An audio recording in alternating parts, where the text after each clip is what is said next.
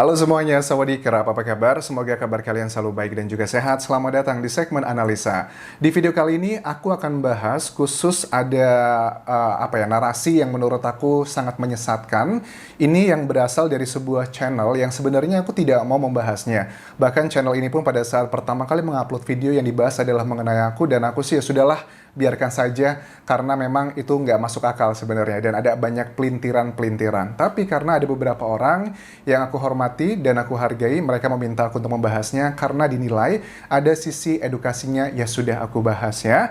Oke, ini channel adalah yang membahas pertama begini, kesannya adalah dia mengklaim dirinya adalah seorang ahli di bidang hukum, dan pertama, channel ini tidak punya wajah yang ada di layarnya gitu. Jadi cuma voice over, kemudian dengan gambar-gambar, video potongan dari orang lain.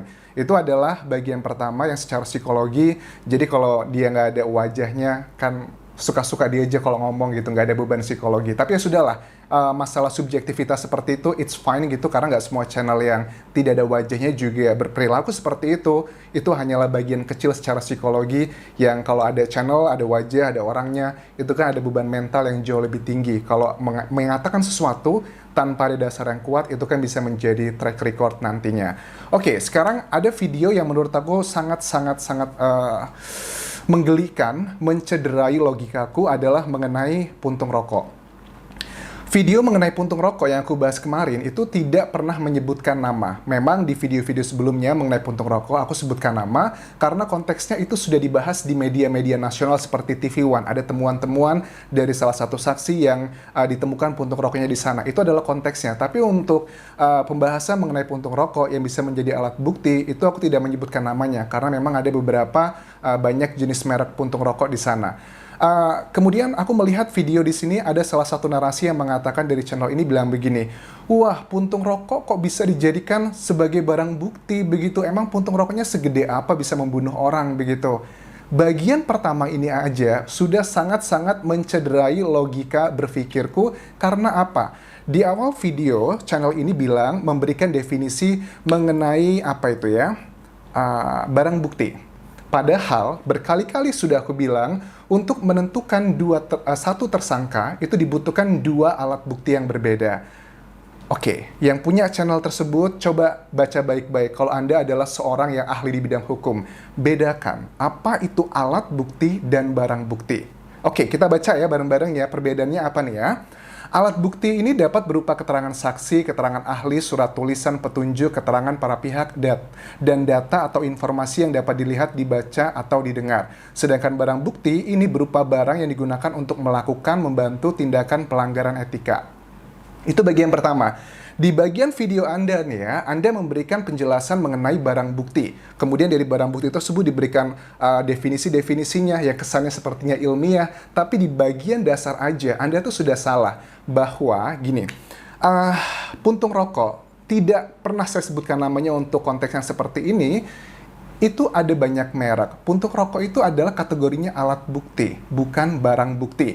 Oke, sebelum kita bahas lebih lanjut, kok bisa menjadi alat bukti? Nanti aku akan bahas lebih lanjut ya. Tapi kita bahas dari sumber yang lain lagi, ulasan lengkapnya, alat bukti. Dalam pasal 184 ayat 1, di sini ada beberapa contoh alat bukti ya. Misalnya, keterangan saksi, keterangan ahli, surat, petunjuk, dan keterangan terdakwa. Itu adalah contoh-contoh dari alat bukti sebagiannya. Sedangkan barang bukti, ya sudah ada beberapa kriterianya, ada A, B, C, D, E, benda atau tagihan, benda yang telah dipergunakan, lebih ke masalah fisik kalau barang bukti.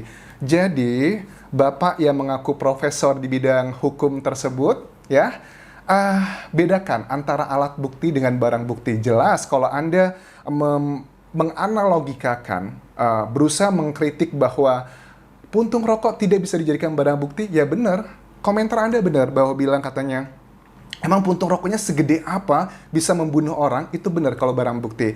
Tapi kalau alat bukti, ini logikanya begini. Alat bukti itu nih ya, coba aku simak lagi, aku berikan ya. Alat bukti bisa keterangan saksi, keterangan ahli, surat, petunjuk, dan keterangan terdakwa. Kalau menurut analisaku sendiri, ini adalah alat bukti bisa beberapa hal. Ini termasuk dalam keterangan ahli dan juga petunjuk. Jadi karena konteksnya adalah puntung rokok. Sekali lagi, saya tidak pernah menyebutkan nama untuk membahas konteks yang ini. Kalau ada nama yang kusebutkan tentang puntung rokok di video-video sebelumnya, itu terkait dengan pemberitaan di media massa yang memang sudah diumumkan. Tapi kalau untuk pembahasan mengenai alat bukti, saya tidak menyebutkan nama. Jadi teman-teman, walaupun yang nonton juga sedikit sih video tersebut, tapi bagi aku bukan tentang jumlahnya, tapi tentang nilai edukasinya yang bisa kita ambil dari kasus ini. Kalau seandainya melihat pengertian dari alat bukti yang aku baca di sini adalah keterangan ahli mengenai puntung rokok. Logikanya begini ya teman-teman. Aku akan coba ngomong pelan-pelan, jadi biar sampai gitu ya maksudnya ya. Tujuanku bukan untuk orang itu sih, tapi lebih ke para penontonnya aja ya. Karena yang namanya orang kalau sudah tidak suka, sudah ada sifat fanatisme yang berlebihan, apapun yang akan dikatakan cenderungnya adalah ditolak. Tapi paling tidak, dengan ada informasi yang well informed, kalian tuh akan mudah mendapatkan informasi yang benar, yang kontekstual, dan juga mengikis sifat-sifat fanatisme yang seperti itu. Jadi, kenapa puntung rokok itu bisa dijadikan alat bukti? Pertama begini, puntung rokok setelah diekstrak, kemudian dicari tahu ini DNA-nya siapa, sudah ketahuan misalnya ada 10 DNA orang, kemudian dari DNA tersebut di cross check ya dengan bank DNA yang dari tim penyidik sudah miliki. Oh, kemudian muncul nama-nama A, B, C, D, E, F, G, H, I, J, K. Nama-nama itu muncul, setelah muncul, kemudian ada lagi dengan data-data lainnya dibandingkan. Misalnya begini, oke, kita sudah dapat nih puntung rokoknya, sudah dapat nih siapa yang punya DNA-nya. Kemudian, bukankah Anda juga pernah bilang di video sebelumnya yang bilang bahwa ada jejak sidik jari yang bisa usianya lebih dari 1000-an tahun, walaupun itu Anda dapatkan adalah datanya dari Wikipedia, dan nggak masalah, at least ada kuotasinya. Sebenarnya sudah aku bahas di video sebelumnya, nanti aku bahas lagi deh, karena ya nggak masalah kalau perdebatan mengenai ilmu seperti ini tuh hal yang wajar-wajar aja, tapi konteksnya kadang orang itu tidak masuk gitu loh. Oke, lanjut lagi. Setelah diketahui DNA itu usianya berapa jam, misalkan DNA rokok miliknya saksi A, diketahui nih, oh usianya adalah 7 jam, misalnya seperti itu. Kemudian setelah diketahui usia 7 jam, kemudian dari tim penyidik pada saat mengambil sampel tersebut jam berapa, pastikan ditulis. Misalnya mengambilnya itu adalah jam 10 pagi mengambil sampel, misalkan usianya dari puntung rokok tersebut 7 jam. Ya udah kita hitung nih tanggal 18 tersebut, jam 10 ya. Kita kurangin ya 7 jam ya. 10, 9, 8, 7, 6, 5, 4, 3. Let's say itu adalah sekitar jam 3 pagi. Oh, berarti berdasarkan data-data dari keterangan ahli ya di bidang forensik tentunya ternyata usia puntung rokok ini 7 jam begitu. Nah, saksi yang dicurigai ini kemudian ditanya nih sama tim penyidik pada saat dilakukan berita acara pemeriksaan. Pada saat sekitar jam 2, jam 3 pagi, saat itu Anda sedang berada di mana ya? Mungkin pada umumnya manusia jam 2, jam 3 pagi pasti lagi tidur lah di rumah kan ya. Harusnya seperti itu kan. Jam 2 sampai jam 3 lagi tidur di rumah. Tapi kok ada alat bukti, bukan barang bukti, alat bukti ya, bedakan itu. Alat bukti yang menunjukkan bahwa Anda itu merokok di jam sekian dengan keterangan data-data ilmiah tersebut. Apa yang bisa Anda jelaskan? Itu adalah hal yang harus kalian tahu pada saat kita memahami sebuah alat bukti. Di awal video Anda aja ya, Bapak yang terhormat, Anda itu sudah salah mendefinisikan. Sekali lagi aku bilang bahwa untuk menentukan tersangka itu dibutuhkan 2 alat bukti, bukan 2 barang bukti. Alat bukti dan barang bukti ada perbedaannya, saudara-saudara. Jadi sudah aku bacakan tadi apa perbedaan dan definisinya. Cuma segitu doang kan, tapi sedihnya gitu ya. Kemudian berusaha apa ya, oke, tentang sidik jari begini. Ya, malas sebenarnya sih.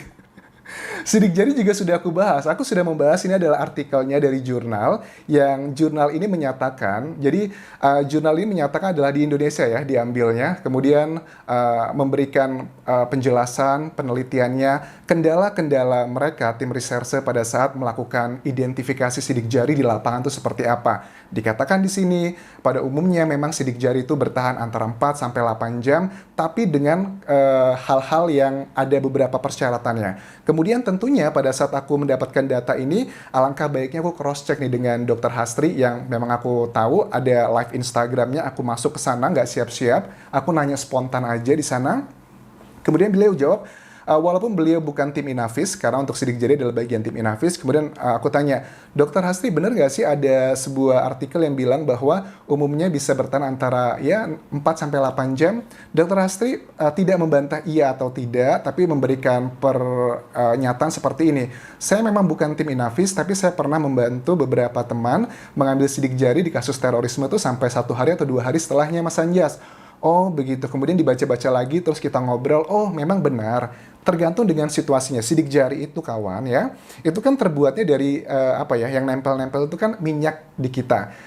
Intinya ada 2 hal yang menjadi faktor utama berapa lama sidik jari tersebut bisa bertahan lama. Pertama adalah dari cuaca. Kalau semakin panas aku tangkapnya itu akan semakin cepat hilang.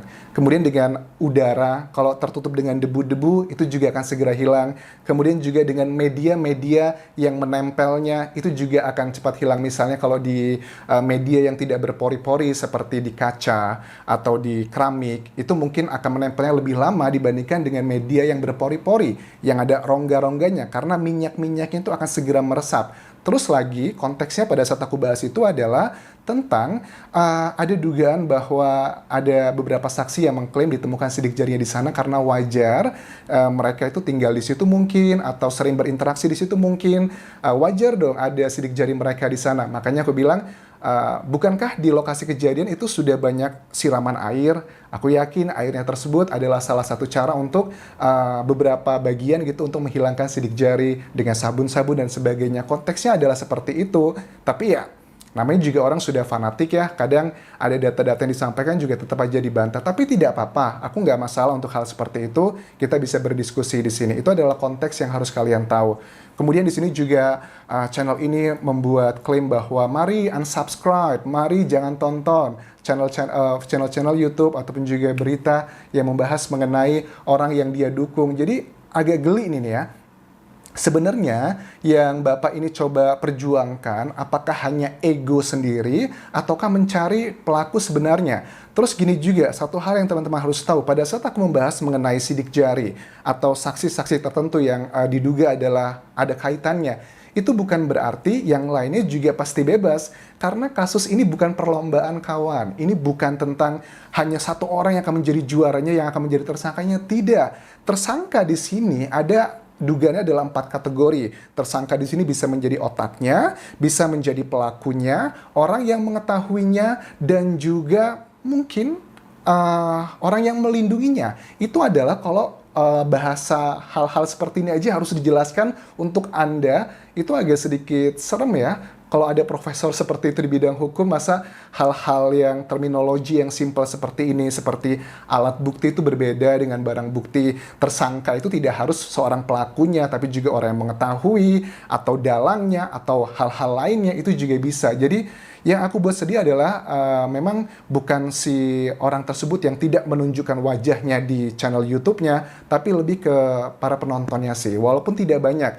Dari aku lihat komentar-komentar di YouTube-ku, yang komentar negatif, yang cenderung setuju dengan channel tersebut, ya mungkin hanya puluhan. Tapi kan kalau aku lihat yang positif kan ada ribuan di sini. Dan bagi aku itu masih aman-aman aja. Tapi karena memang ini sudah diminta oleh beberapa orang yang aku hormati, karena ada kecenderungan ini sepertinya berusaha untuk memframing hal-hal tertentu. Ini yang menurut aku bahaya kalau dibiarkan, ya aku harus membahasnya. Aku rasa itu yang bisa aku bahas ya.